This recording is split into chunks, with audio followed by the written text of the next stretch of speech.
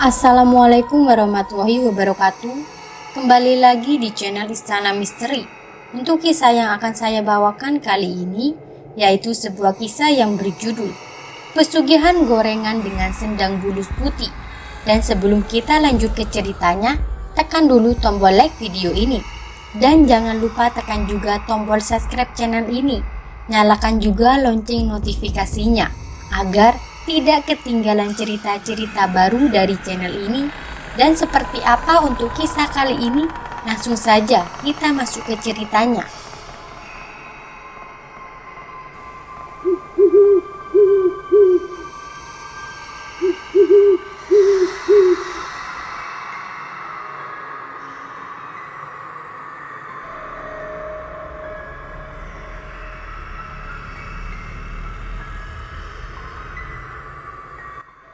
Desa Jimbung, Kecamatan Kalikotes, Klaten memiliki sebuah sumber air di tengah pemukiman penduduk yang dikenal dengan Sendang Bulu Simbung.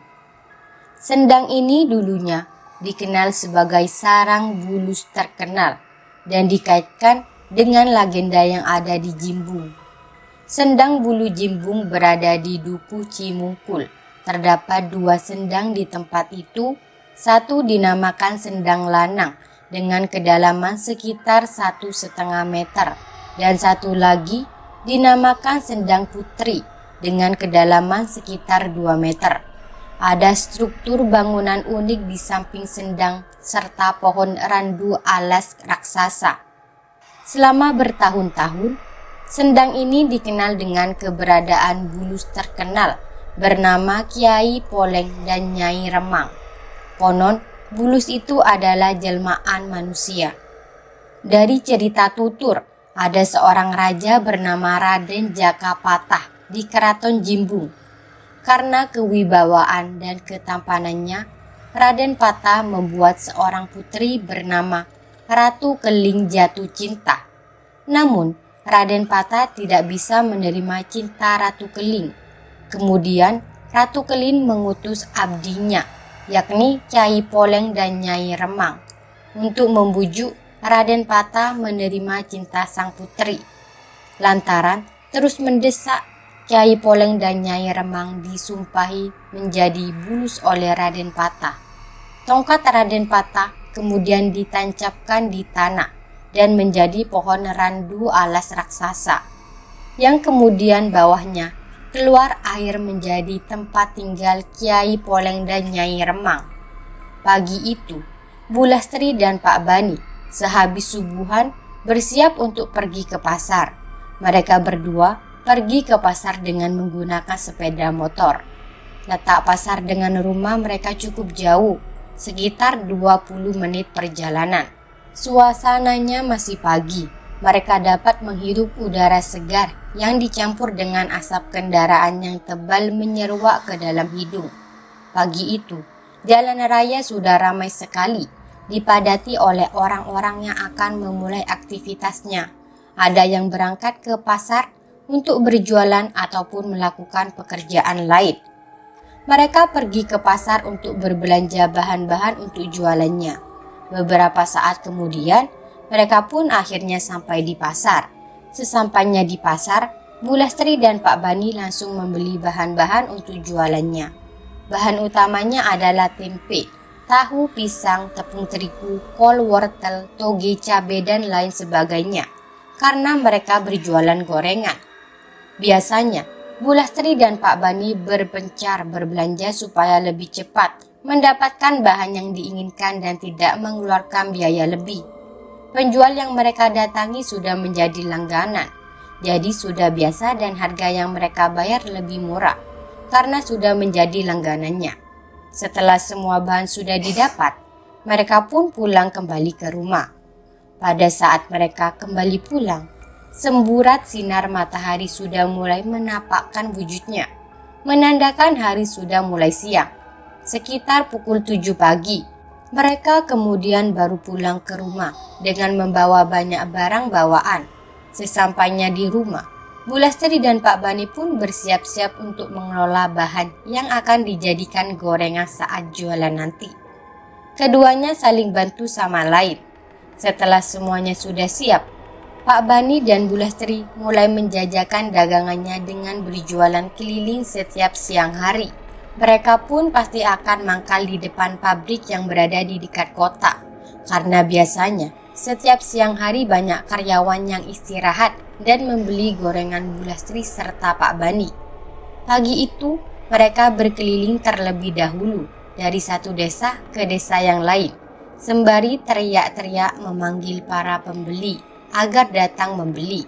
Ada 1-2 orang yang membeli gorengan mereka. Biasanya, Pak Bani akan menggoreng gorengannya terlebih dahulu saat ada orang yang beli supaya gorengannya masih panas dan enak dimakan. Jadi para pembeli harus menunggu sejenak. Namun, ada juga yang memang sudah digorengkan terlebih dahulu. Untuk orang yang suka gorengan tidak terlalu panas, Bu Lastri selalu menemani Pak Bani berjualan, karena biasanya kadang jualannya banyak pembeli, jadi Pak Bani akan kewalahan. Dengan adanya Bu Lastri, dapat pula membantu Pak Bani berjualan gorengannya. Siangnya, Pak Bani dan Bu Lastri mulai mendorong gerobaknya menuju ke depan pabrik untuk mangkal. Namun, pada saat itu jam istirahat belum tiba. Jadi Bu Lastri dan Pak Bani terduduk santai dengan kursi lipat yang sudah dibawakannya dari rumah. "Pak, panas banget ya hari ini," keluh Bu Lastri. "Iya Bu, panas sekali, tidak seperti biasanya," jawab Pak Bani. "Apakah sudah musim kemarau ini Pak?" tanya Bu Lastri lagi. "Kayaknya iya Bu, dari kemarin panas terus, tapi panasnya tidak sepanas ini biasanya." Obrolan mereka terhenti ketika para karyawan menghampiri mereka untuk membeli gorengan. Ternyata jam istirahat sudah tiba. Segera Bu Lastri dan Pak Bani mulai menggoreng gorengan yang lebih banyak, meskipun sebelumnya sudah disiapkan, yang sudah hangat dan juga sudah ditiriskan. Semakin lama, semakin banyak karyawan yang keluar menghampiri dagangan mereka. Di tengah keramaian itu, terdengar suara tabrakan. Bu Lastri dan Pak Bani fokus melayani para pembelinya, sampai-sampai tidak sadar kalau di depan pabrik itu telah terjadi kecelakaan. Sebuah motor menabrak pohon besar di depan pabrik. Pengendara motor tersebut terpental jauh beberapa meter, sedangkan motor yang dikendarainya sudah ringsek karena menabrak pohon besar dengan sangat kerasnya. Setelah semua pembeli dilayani dan jam istirahat selesai, Bu Lastri dan Pak Bani pun kembali duduk sembari membahas kecelakaan tadi yang terjadi dengan pedagang lain. "Tadi bagaimana kronologinya Pak? Kok sampai nabrak pohon gitu?" tanya Pak Bani kepada pedagang bakso.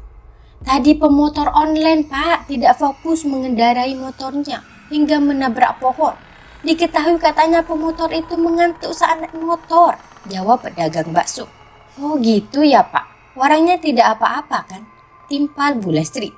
"Katanya meninggal di tempat Bu, soalnya tadi korban menghantam aspal dengan sangat keras, kepalanya sampai bocor," jawab pedagang bakso.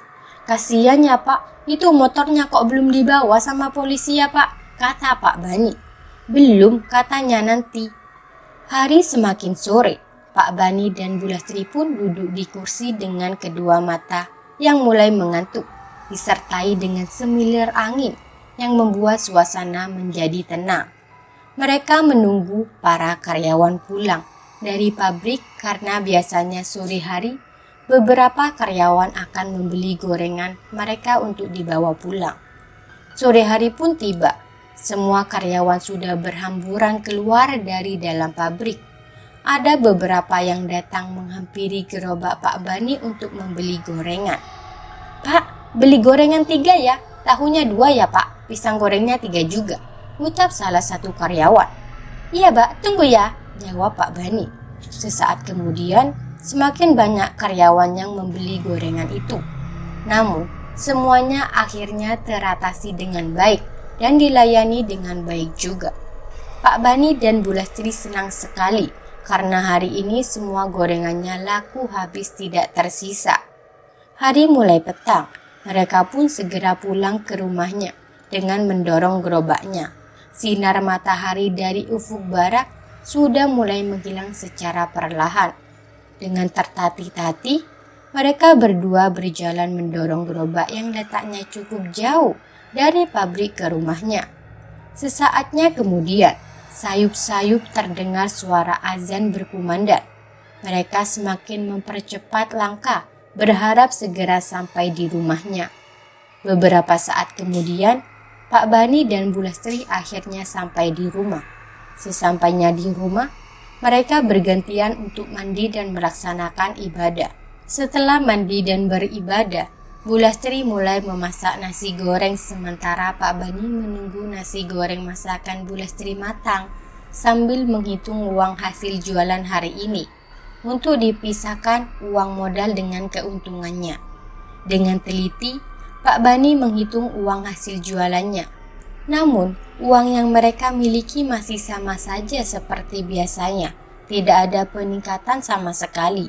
Padahal, Pak Bani sudah menambahkan bahan gorengan yang lebih banyak.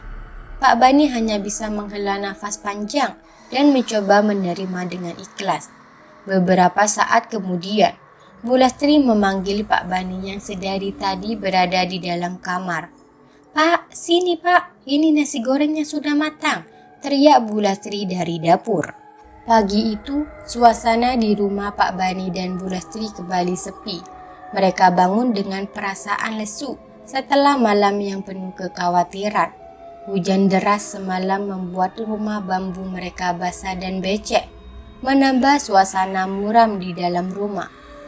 Pak Bani seperti biasa, bangun lebih awal untuk melaksanakan sholat subuh. Setelah itu, dia kembali ke dapur dan mulai menyiapkan bahan-bahan untuk gorengan. Bu Lastri mengikuti dengan raut wajah yang tidak jauh berbeda. Mereka berbagi tugas dengan semangat yang tersisa. "Bu, hari ini kita harus lebih giat lagi. Mungkin kemarin kita belum beruntung," ujar Pak Bani sambil mengaduk adonan tepung. "Iya Pak, semoga hari ini ada rezeki lebih," sahut Bu Lastri mencoba menyemangati dirinya sendiri. Mereka berdua memutuskan untuk berangkat agak siang, berharap bisa mendapatkan pembeli lebih banyak saat jam makan siang di depan pabrik. Setelah sarapan bubur ayam yang dibeli Bu Lastri dari pasar, mereka pun bersiap-siap. Pak Bani mendorong gerobak dengan Bu Lastri di sampingnya, membantu membawa barang-barang kecil. Saat sampai di depan pabrik, suasana tampak sepi. Tidak ada karyawan yang biasanya berjubel membeli gorengan mereka. "Loh Pak, kok sepi ya? Tidak seperti biasanya?" tanya Bu Lastri. Pak Bani melihat sekeliling, mencoba mencari tahu apa yang terjadi. Seorang pria yang lewat memberitahu mereka bahwa hari ini adalah tanggal merah, sehingga pabrik libur. "Duh, gimana ini Pak?" tanya Bu Lastri dengan nada khawatir. "Ya mau gimana lagi Bu, kita harus keliling terus," jawab Pak Bani dengan nada pasrah. Mereka pun kembali berkeliling, mencoba mencari pembeli di tempat lain. Namun, hingga sore hari, belum banyak yang membeli gorengan mereka. Adonan masih banyak tersisa, dan gorengan yang sudah digoreng tadi pagi mulai dingin. "Aduh Pak, adonannya masih banyak banget ini. Kalau basi gimana?" keluh Bu Lastri. "Tenang Bu, besok kita coba lagi, yang penting jangan sampai basi," jawab Pak Bani meskipun hatinya juga diliputi kecemasan. Saat malam tiba, mereka pulang dengan perasaan kecewa. Di rumah, mereka berdua duduk termenung, memikirkan nasib dagangan mereka. Kalau dagangan kita begini terus, kita gak bisa berkembang. Selamanya akan bikin seperti ini," kata Pak Bani dengan nada putus asa. "Pak, kita harus sabar. Yang namanya berdagang, kadang ramai, kadang sepi. Tidak akan selamanya seperti ini. Kita harus berdoa dan terus berusaha," jawab Bu Lastri mencoba menenangkan suaminya. Namun, kata-kata Bu Lastri tidak sepenuhnya bisa menghapus kekhawatiran di hati Pak Bani. Dengan perasaan yang campur aduk, mereka akhirnya tidur. Pagi berikutnya, suasana masih muram. Mereka tidak pergi ke pasar karena bahan-bahan yang masih banyak sisa. Pak Bani dan Bu Lastri memutuskan untuk berangkat berjualan agak siang, langsung menuju pabrik. Sementara menunggu waktu berangkat, mereka duduk di ruang tengah, menonton televisi yang menyiarkan berita terkini dengan gambar yang buram. Suara televisi tua itu menjadi latar belakang obrolan mereka tentang masa depan dan harapan. "Pak, kita harus tetap semangat. Allah pasti punya rencana untuk kita," kata Bu Lestri mencoba memberi semangat. "Ya Bu, kita tidak boleh menyerah. Mari kita terus berusaha," jawab Pak Bani dengan senyum kecil. Dengan tekad baru, mereka berdua siap menghadapi hari itu. Mereka tahu bahwa jalan menuju kesuksesan tidak mudah.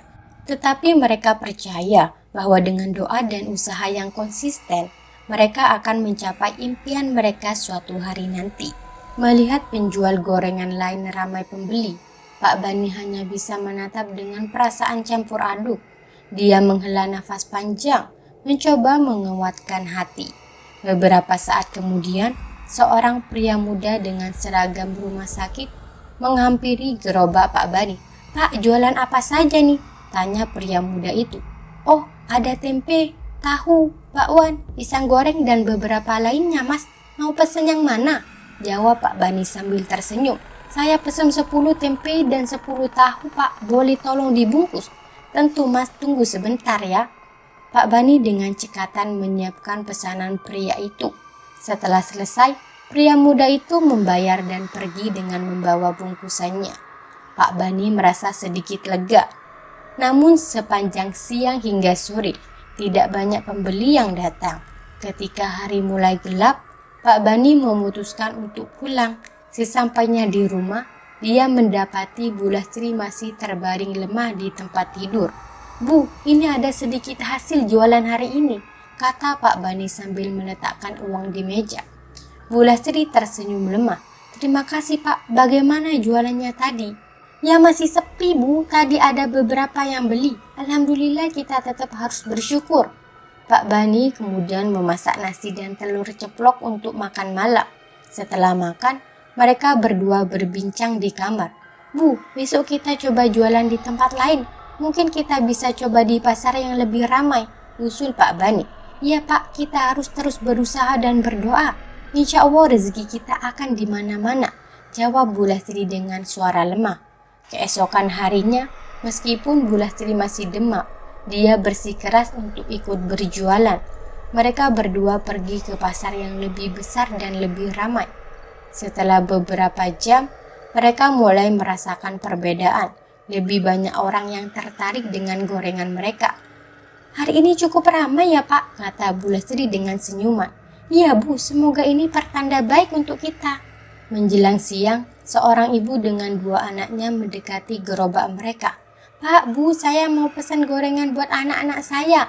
Mereka suka sekali tempe goreng dan pisang goreng," kata ibu itu. "Tentu Bu, silakan pesan," jawab Pak Bani dengan antusias. Pesanan demi pesanan terus berdatangan. Hingga sore hari, mereka hampir kehabisan stok gorengan. Pak Bani dan Bu Lastri merasa sangat bersyukur. Saat kembali ke rumah, mereka merasa lebih optimis.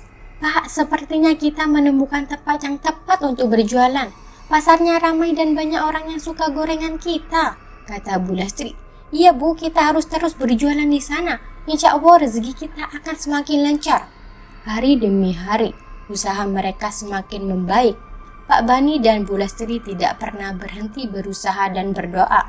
Meskipun perjalanan mereka penuh tantangan, mereka selalu berpegang teguh pada keyakinan bahwa usaha keras dan doa tidak akan pernah sia-sia.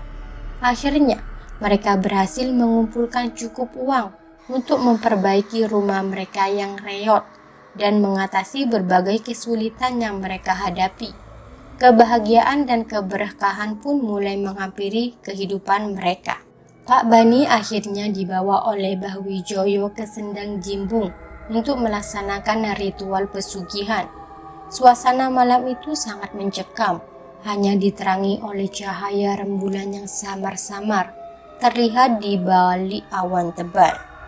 Mereka berjalan melewati hutan yang gelap dengan suara-suara aneh yang membuat bulu kuduk merinding. Sesampainya di Sendang Jimbung, Mbah Wijoyo segera menyiapkan sesajen yang sudah dibawa. Asap kemenyan mulai mengepul, mengisi udara dengan aroma mistis yang semakin membuat suasana menjadi lebih seram. Pak Bani, duduklah di tepi sedang ini, perintah Bawijoyo dengan suara berwibawa. Pak Bani menuturi perintah tersebut, duduk dengan hati yang berdebar-debar. Bawijoyo mulai melantunkan mantra-mantra yang tidak dipahami oleh Pak Bani. Suara mantra tersebut semakin lama semakin cepat, diiringi oleh hembusan angin yang tiba-tiba menjadi kencang.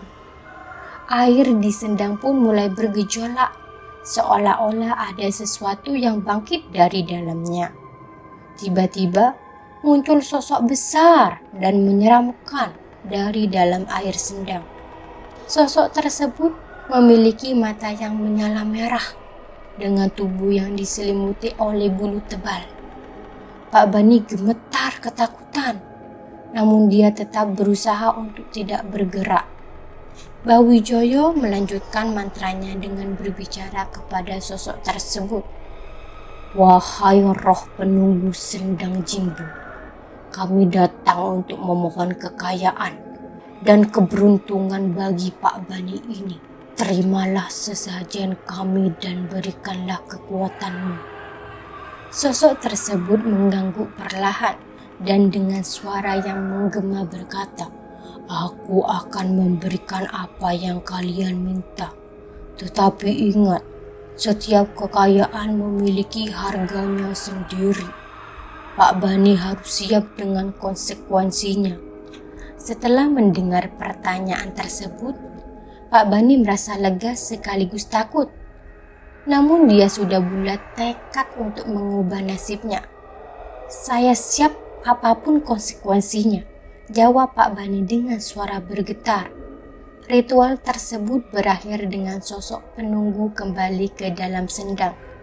Bawijoyo menutup ritual dengan doa penutup dan memerintahkan Pak Bani untuk segera pulang ke rumah. Kamu akan merasakan perubahannya dalam waktu dekat, tapi jangan lupa untuk tetap berdoa dan menjaga perilakumu, pesan Bawijoyo sebelum Pak Bani pergi. Sesampainya di rumah, Pak Bani disambut oleh Bu Lestri yang masih dalam keadaan lemah. Bagaimana Pak? Apa yang terjadi di sana? Tanya Bu Lestri dengan penasaran. Semuanya sudah selesai Bu, sekarang kita tinggal menunggu hasilnya, jawab Pak Bani sambil tersenyum tipis. Hari demi hari berlalu dan keajaiban pun mulai terjadi.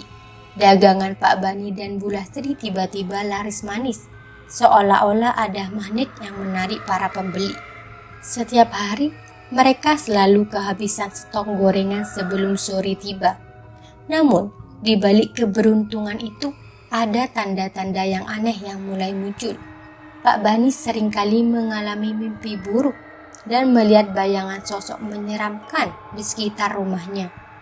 Dia juga merasakan ada sesuatu yang selalu mengawasi setiap langkahnya. Pak Bani mulai menyadari bahwa kekayaan yang dia dapatkan tidaklah gratis. Ada harga yang harus dibayar dan dia harus siap menghadapi apapun yang akan datang. Meski demikian, dia tetap berusaha untuk menjalani hidupnya dengan sebaik mungkin, berharap bahwa semua akan baik-baik saja pada akhirnya. Pak Bani akhirnya pulang ke rumah dengan hati yang penuh harap. Dalam perjalanan, pikirannya melayang-layang, memikirkan segala hal yang telah dia lakukan demi meraih kekayaan. Setibanya di rumah, Bu Lestri langsung menyambutnya dengan penuh rasa ingin tahu. Bagaimana Pak, apakah ritualnya berhasil? Tanya Bu Lestri penuh harap. Pak Bani mengangguk. Iya Bu, semuanya sudah selesai. Sekarang kita tinggal menunggu hasilnya. Malam itu setelah makan malam yang sederhana, Pak Bani dan Bu Lestri masuk ke kamar mereka. Pak Bani mengingat kata-kata Bawijoyo tentang uang yang akan muncul di bawah kasur. Dengan hati-hati, dia mengangkat kasur dan terkejut melihat tumpukan uang yang tidak sedikit di sana. Bu, lihat ini, kita benar-benar mendapatkan uang, kata Pak Bani dengan mata berbinar-binar. Bu Lestri terkejut dan segera memeluk suaminya. Alhamdulillah Pak, akhirnya kita bisa hidup lebih baik. Hari demi hari, kehidupan Pak Bani dan Bu Lestri berubah drastis. Dagangan gorengan Pak Bani laris manis mereka bisa membeli barang-barang yang selama ini hanya bisa mereka impikan, dan mereka tidak lagi dipandang sebelah mata oleh tetangga-tetangganya. Namun, kebahagiaan itu tidak berlangsung lama. Suatu malam, ketika Pak Bani sedang bercermin, dia melihat bercak putih kecil muncul di lengannya. Dia teringat peringatan bulus putih di sendang Jimbung dan merasa sedikit khawatir. Tapi dia berusaha mengabaikannya, berharap bercak itu akan hilang dengan sendirinya. Waktu berlalu dan setiap kali Pak Bani melihat bercak putih itu, bercak tersebut semakin melebar. Kegelisahan mulai menghantuinya, tapi dia tidak memberitahukan hal itu kepada Bu Lastri. Dia tidak ingin mengganggu kebahagiaan mereka yang baru saja mereka rasakan. 1 tahun kemudian, malam Jumat Kliwon pun tiba. Pak Bani mengingat perintah Bawijoyo untuk kembali melakukan ritual di sendang Jimbung. Dengan berat hati, dia berpamitan kepada Bu Lastri. "Bu, aku harus pergi lagi malam ini. Ada sesuatu yang harus aku selesaikan," kata Pak Bani. "Pergilah Pak, hati-hati di jalan," jawab Bu Lastri sambil menggenggam tangan suaminya dengan erat. Pak Bani kembali menuju rumah Bawijoyo, memulai perjalanan panjang yang harus ditempuh. Setibanya di sana, Bawijoyo sudah menunggunya di ruangan ritual. "Kamu datang tepat waktu, Pak Bani. Kita harus segera memulai ritualnya," kata Bawijoyo. Ritual malam itu berjalan seperti sebelumnya, dengan sesajen dan mantra-mantra yang dilantunkan oleh Bawijoyo. Pak Bani kembali harus berendam di sendang Jimbung, menunggu sosok bulus putih muncul kembali. Hembusan angin kencang kembali muncul, dan bulus putih itu menampakkan diri di hadapan Pak Bani. "Kamu telah memenuhi syaratmu tahun ini. Ingat, jangan pernah melakukan ritual ini jika ingin kekayaanmu bertahan," kata bulus putih dengan suara berat. Pak Bani mengangguk dan mengucapkan terima kasih. Dia pun pulang dengan perasaan lega, namun tetap merasa was-was dengan bercak putih yang terus melebar di tubuhnya. Tahun demi tahun berlalu. Pak Bani terus melakukan ritual di sendang Jimbung setiap malam Jumat Kliwon. Kekayaannya terus bertambah. Namun begitu pula dengan bercak putih di tubuhnya. Dia semakin khawatir dengan nasibnya, tapi tidak ada jalan kembali. Hingga suatu malam Jumat Kliwon, Pak Bani merasa sangat lelah dan sakit. Bercak putih itu telah menyelimuti hampir seluruh tubuhnya. Dia tahu waktunya sudah hampir habis. Dengan sisa tenaganya, dia berpamitan kepada Bu Lastri dengan berangkat menuju rumah Bawijoyo untuk terakhir kalinya. Setibanya di sendang Jimbung, Pak Bani melakukan ritual seperti biasa. Namun kali ini, saat bulus putih muncul, sosok itu berkata, "Waktumu telah habis, Pak Bani. Kamu telah menikmati kekayaanmu, dan sekarang saatnya membayar harganya." Pak Bani terdiam, tidak mampu berkata-kata.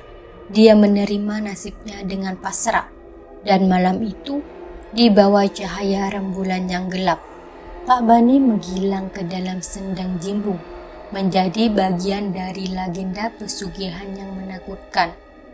Kisah Pak Bani menjadi pelajaran bahwa banyak orang di desanya, bahwa kekayaan yang didapat dengan cara tidak wajar selalu datang dengan harga yang mahal. Bu Lastri, meskipun kehilangan suaminya, tetap berusaha menjalani hidup dengan sabar, mengenang Pak Bani sebagai suami yang telah berjuang keras untuk keluarganya.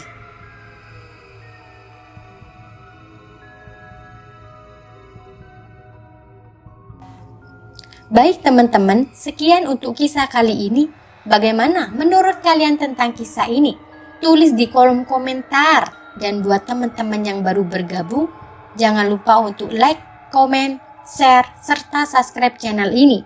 Dan nantikan kisah-kisah horor berikutnya. tetap di channel Istana Misteri. Terima kasih. Wassalamualaikum warahmatullahi wabarakatuh.